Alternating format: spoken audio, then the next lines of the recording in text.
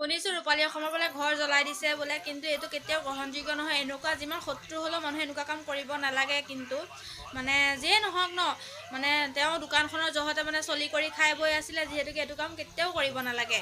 কোনো শত্ৰু হ'লেও এনেকুৱা কাম কৰিব নালাগে, যিহেতুকে মানুহজনীয়েহে দেখা নাই, কিন্তু ভগৱানে দেখি আছে চব। এইবিলাক বিচাৰ কিন্তু ভগৱানে কৰিব, সঁচা কথা কৈছোঁ। কাৰণ নাপায় এনেকুৱা কৰিবলৈ। মানুহজনীয়ে কংগ্ৰেছৰ ভিডিঅ' বনাই বাৰু গম পাইছোঁ, চবেই বেয়াও পায় মানুহজনী কংগ্ৰেছৰ নাম লৈ মানে বহুত দালালি কৰি থাকে। কংগ্ৰেছ জিন্দাবাদ মানে মানুহে খেল এটা খেলাৰ আগত জানো কয় মই জিকিম বুলি জানো কয়?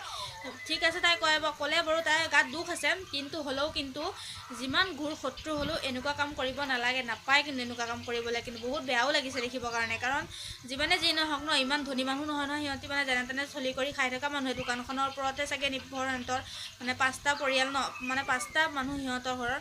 তো দোকানখনৰ জহতে চাগে খাই বৈ আছে চলি কৰি। তো এনেকুৱা কাম কৰিব কেতিয়াও নালাগে, নাপায় কিন্তু যিমান শত্ৰু হ'লেও কৰিব নালাগে। কোৱাৰ কাৰণে আকৌ কিছুমানে গাত পাতি নল'ব দেই।